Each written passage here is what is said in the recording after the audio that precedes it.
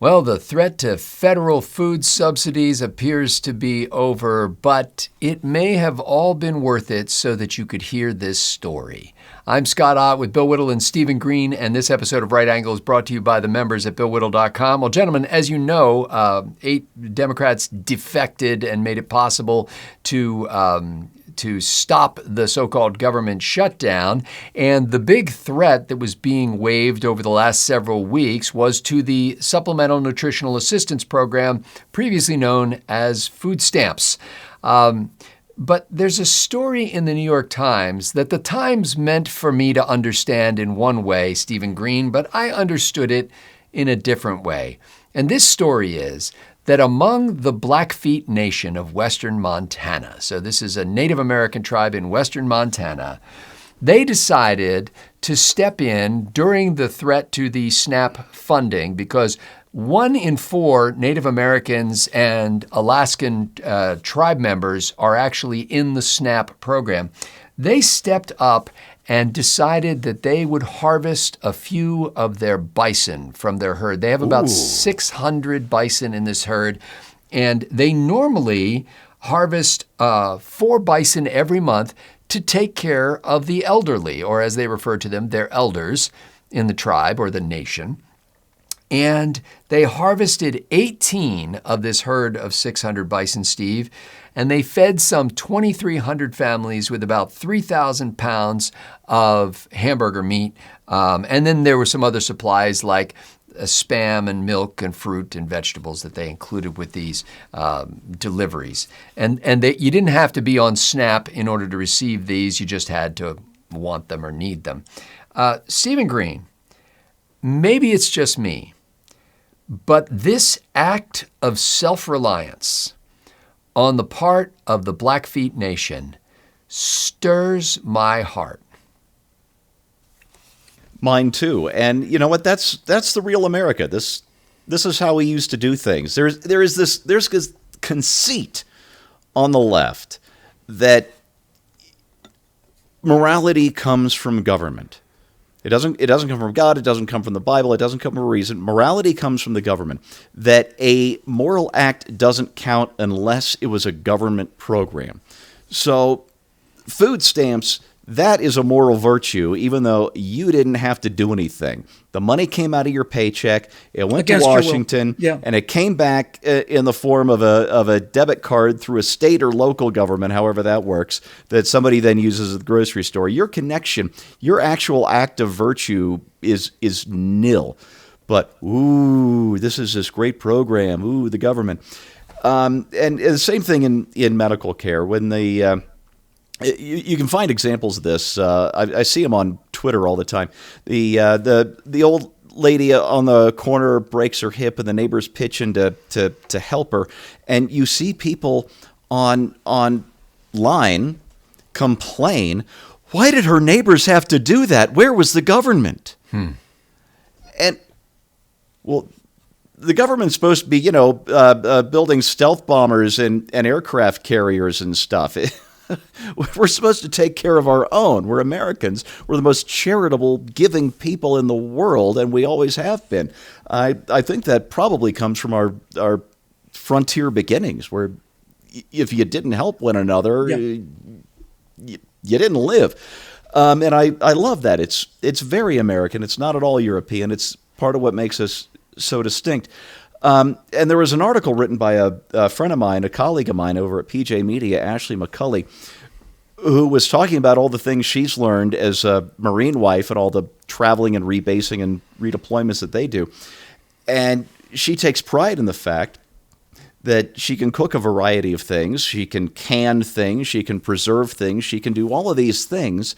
She can grow things. And all of this used to be just basic survival skills that you learn maybe in home ec in high school that we stopped doing because virtue comes from an EBT card or a SNAP card, or whatever the hell it is, that came from Uncle Sugar 2,000 miles away, at least where I am in Washington, D.C., instead of from your neighbors, whether they're down the street here in the suburbs or on an Indian reservation.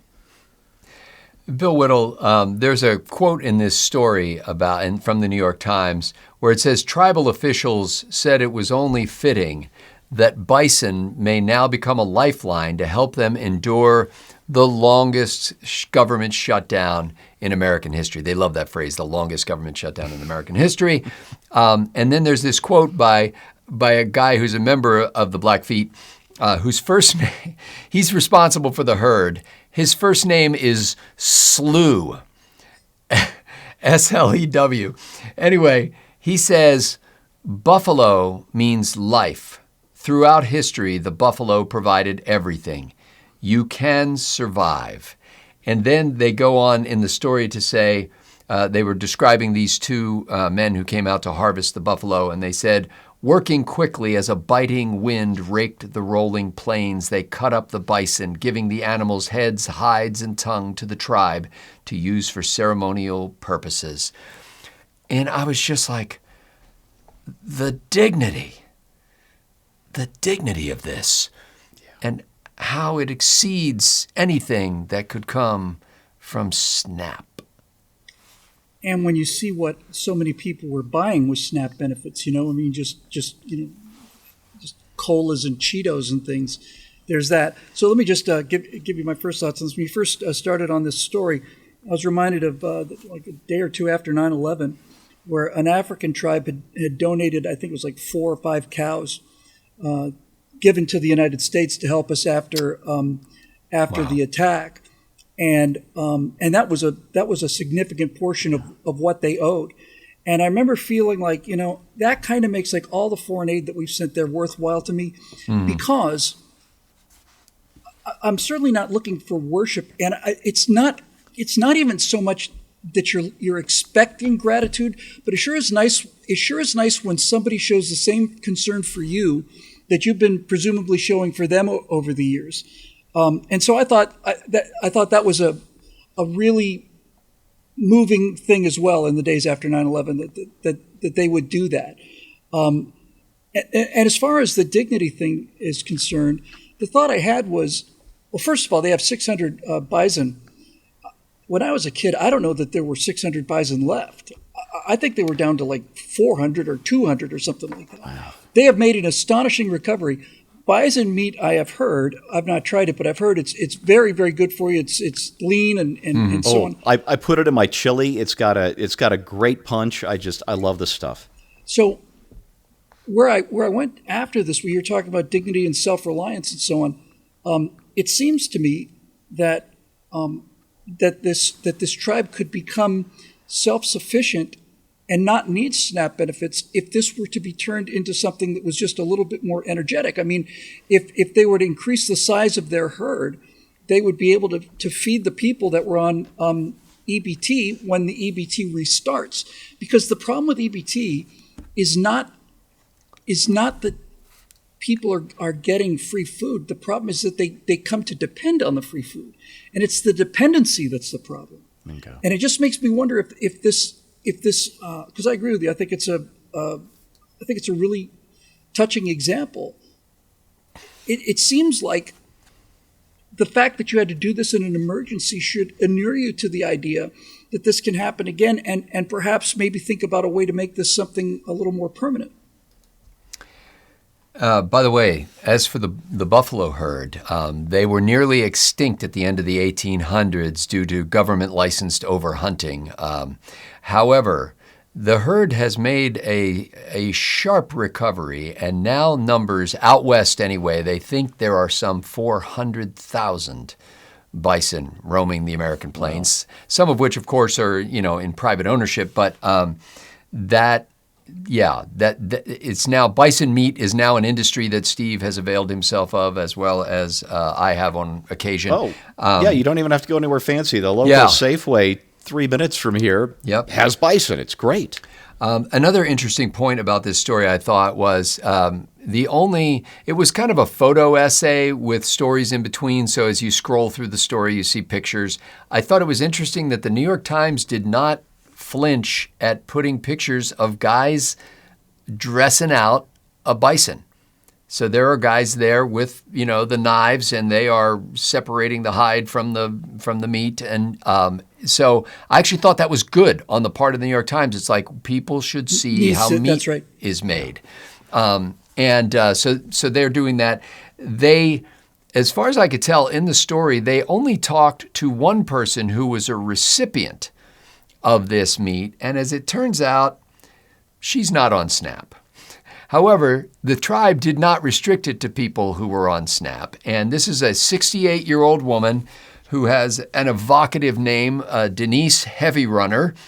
And she basically said that she was going to make some hamburgers out of that buffalo meat, and that she was glad to have it, mostly because the price on reservations, grocery stores, apparently the prices are higher than they would be if you go to, the Walmart grocery store or whatever. And so she was glad to have it during a time, when prices were high there. And so I just thought it was interesting they didn't find anybody on SNAP. And to me, part of that was, okay, maybe they were in a hurry to make the news story, or maybe nobody on SNAP wanted to talk to them. Maybe it was people who were just like, you know what, this is not something we brag about, so we have to do it, but we're not excited about it.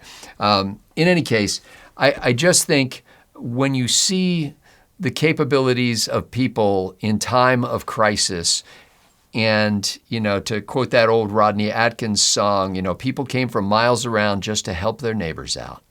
And to see the Blackfeet people rise up and say, you know what, we're already taking care of our elderly by killing 4 bison a month and getting the meat out to these people. We can do more. We can do better. Let's help these people. And those who can't come to get the meat, we'll take it to them. It was just, in the best sense of the term, it was an American story. And these people are an example of the kind of attitude that can, does, and should pervade this great nation. For Bill Whittle and Stephen Green, I'm Scott Ott. Thanks to the members at BillWhittle.com for making Right Angle possible.